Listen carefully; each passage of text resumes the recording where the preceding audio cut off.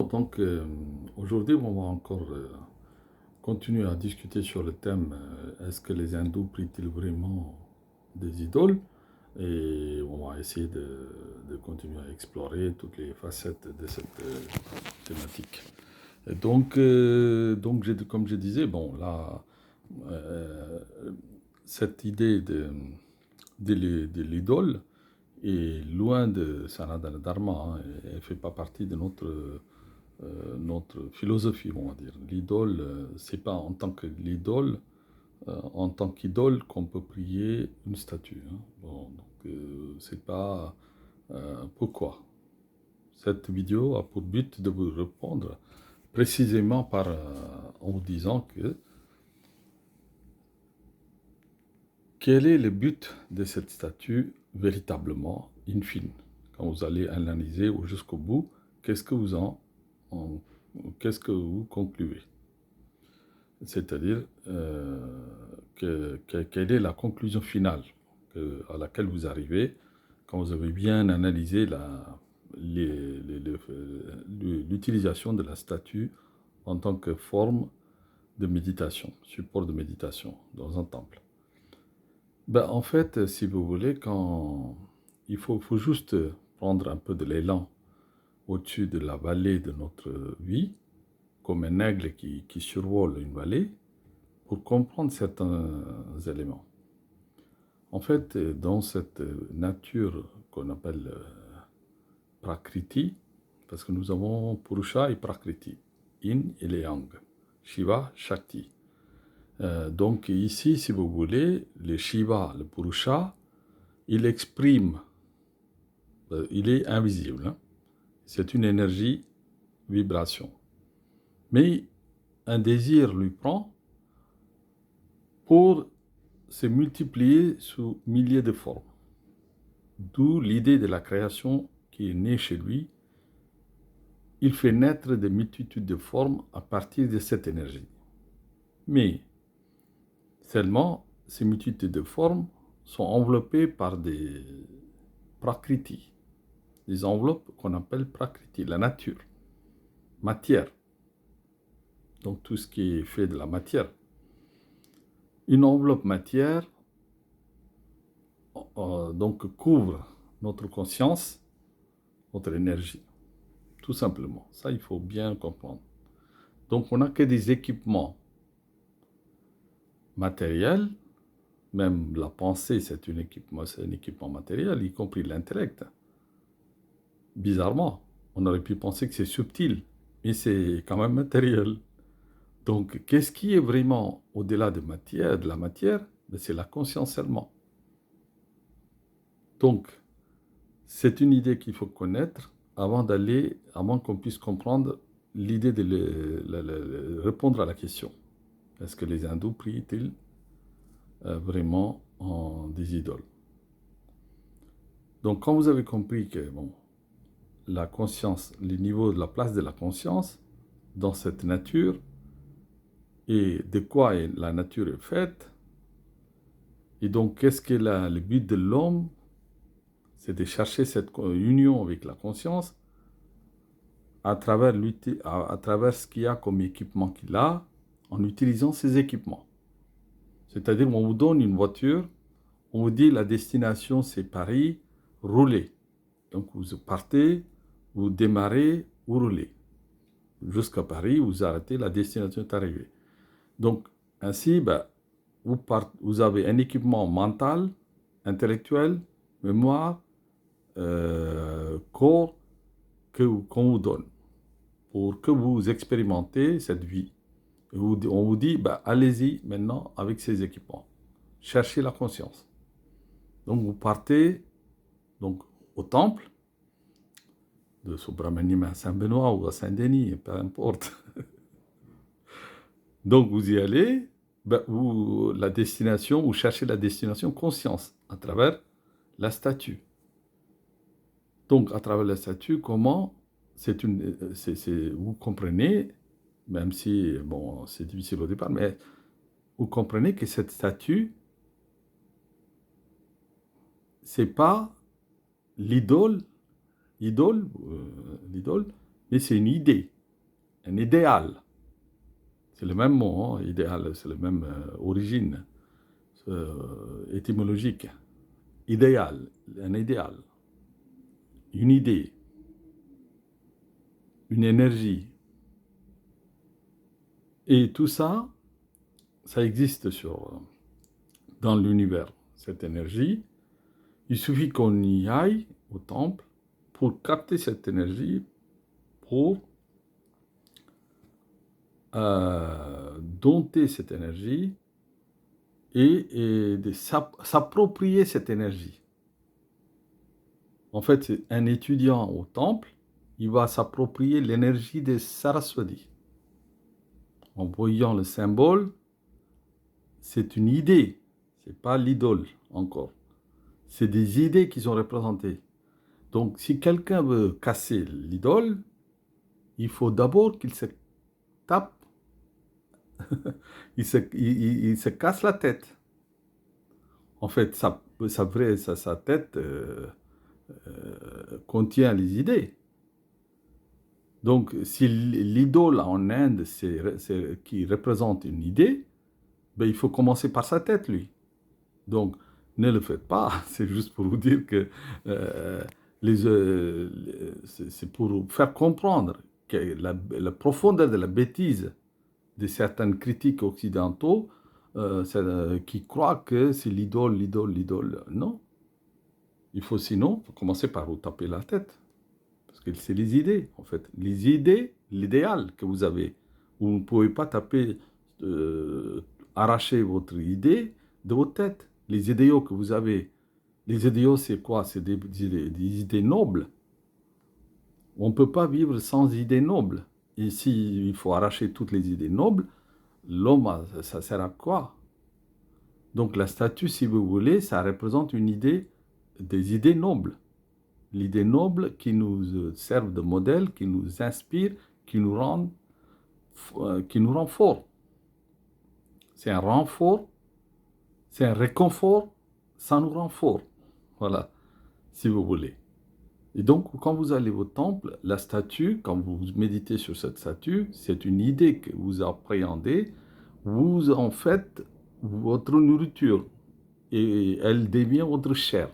Cette idée devient tellement vous vous appropriez de cette idée et à partir de cette énergie, cette idée-là, que vous pouvez continuer à traverser les chemins de votre vie jusqu'à votre objectif.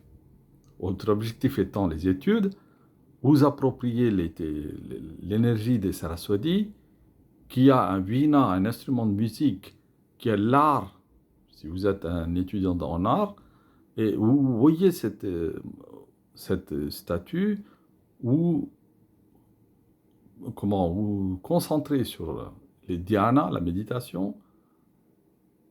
Et donc, comme vous avez déjà fait le pratyahara, donc retrait de vos cinq sens, et ces cinq sens sont absorbés en vous, vous avez essayé de concentrer donc votre mental, donc dharana, et après vous passez à l'étape suivante, dhyana.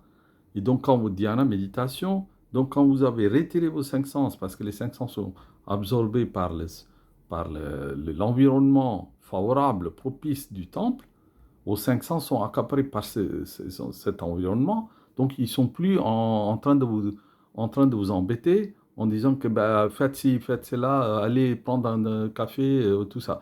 Ils sont absorbés, ils ont asservi par l'environnement, l'ambiance du temple.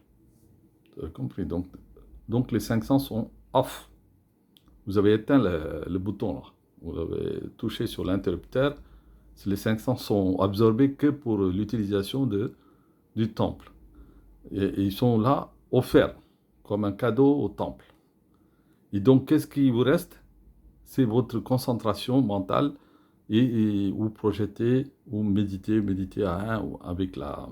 avec ce que vous avez envie d'acquérir comme richesse intérieure, richesse immatérielle. Et cette richesse immatérielle que vous voulez acquérir, c'est pas auprès d'un commerce en faisant des choses, en vendant des choses matérielles. Mais ici, il s'agit d'acquérir une connaissance par rapport à votre concentration, votre méditation, à votre volonté de vous approprier de quelque chose de noble, qui est présenté symboliquement sous forme de statue. Donc, plus que ça, je pense que vous avez tout compris déjà. Donc, l'idole n'est pas une idole, mais une idée, idéale. Voilà, je pense que c'est bon. Donc, à partir de là, vous voyez, chez Saraswati, c'est un exemple. Vous voyez, Vishnu, c'est un autre exemple. Shiva, c'est un autre exemple. Brahma, c'est un autre exemple. Brahma, Saraswati, création. Vishnu, Lakshmi, la santé, le bonheur, le bien-être. La richesse aussi, qui est un produit, sous-produit du bien-être, la santé, tout ça, ça va, ça englobe le bien-être. Même si on dit richesse, mais il faut tenir compte de la santé plus le bonheur, qui est deux faces de la même monnaie.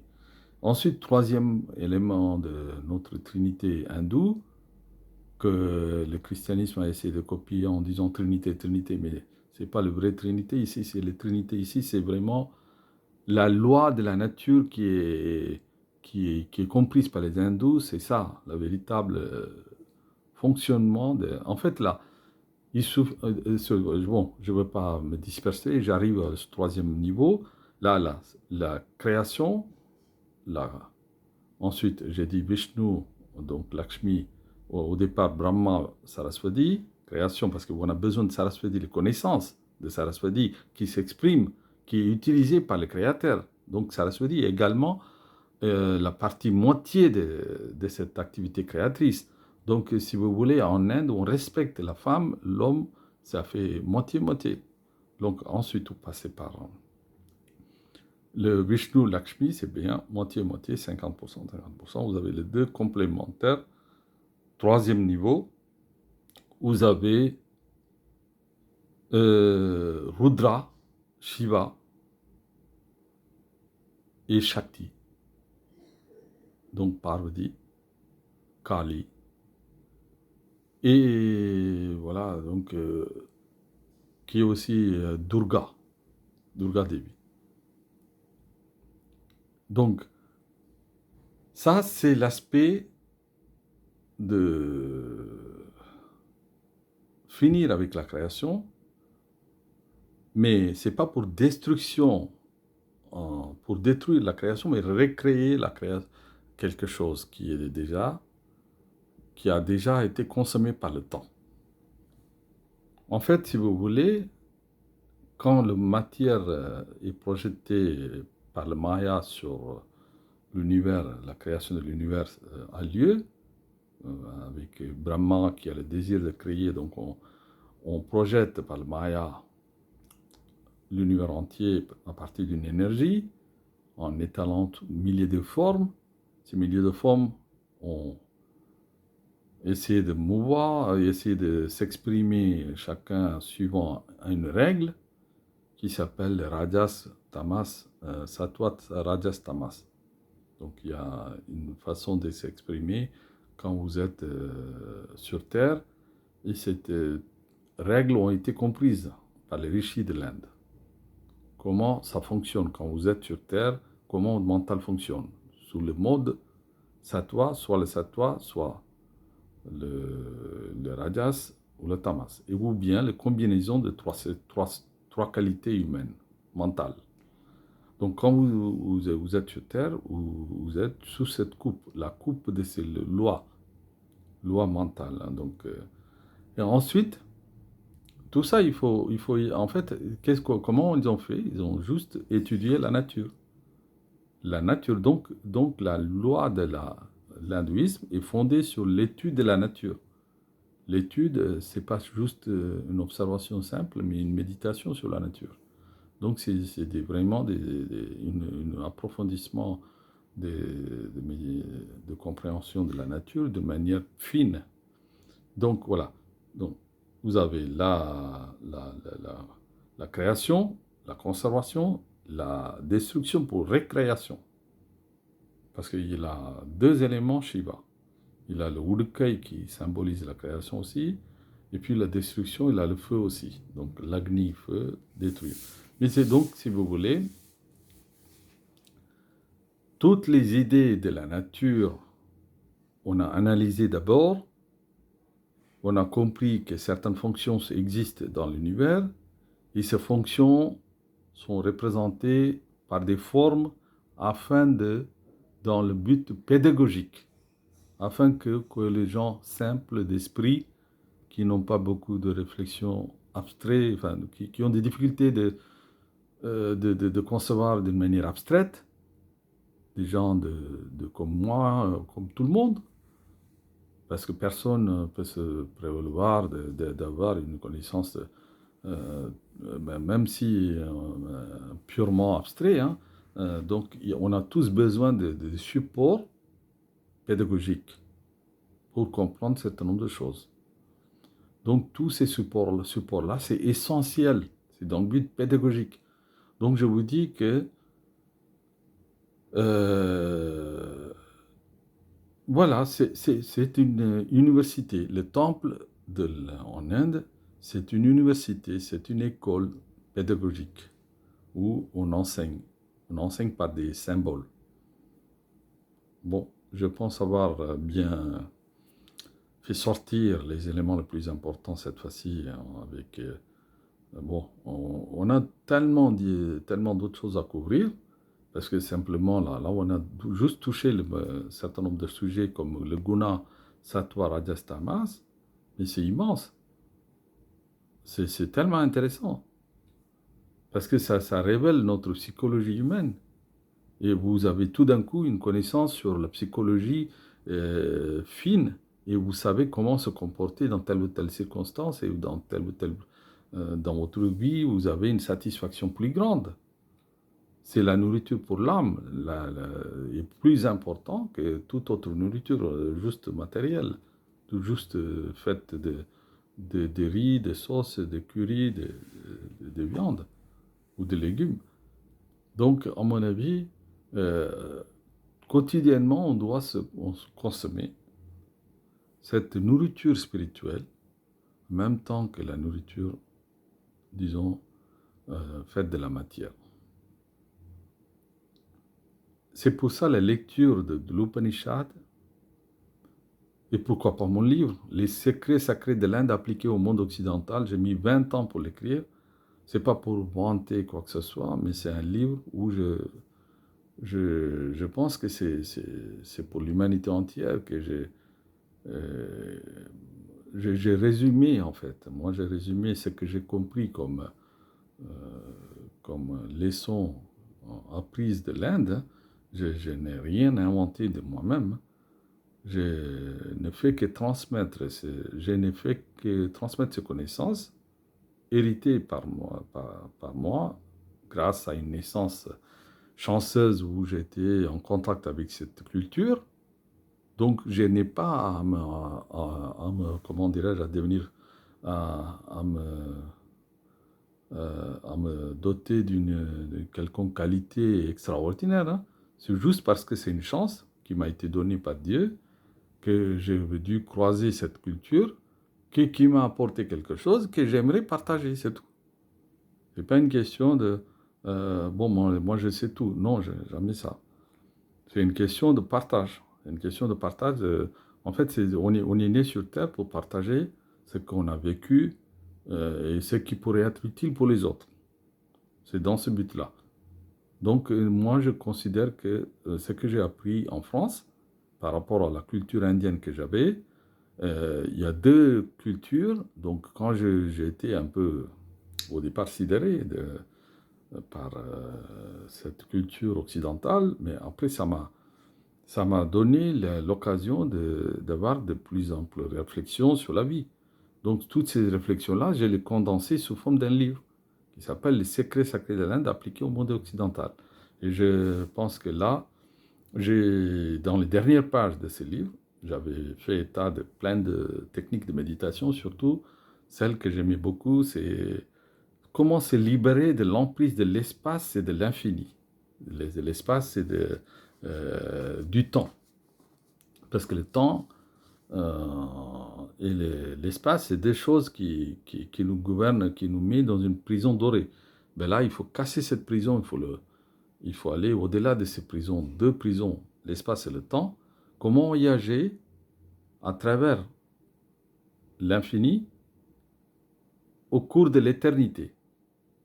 Voilà, ça c'était une méditation qui m'est venue à l'esprit à cette époque-là, et je n'ai trouvé nulle part ailleurs. Hein. Et j'ai donc,